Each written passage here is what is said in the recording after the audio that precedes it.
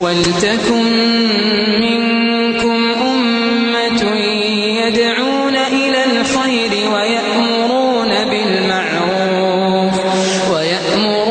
بِالْمَعْرُوفِ وَيَنْهَوْنَ عَنِ الْمُنكَرِ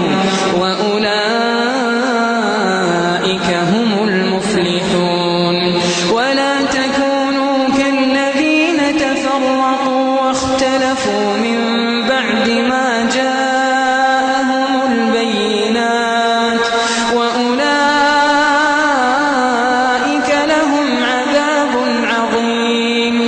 يَوْمَ تَبْيَضُّ وُجُوهٌ وَتَسْوَدُّ وُجُوهٌ فَأَمَّا الَّذِينَ اسْوَدَّتْ وُجُوهُهُمْ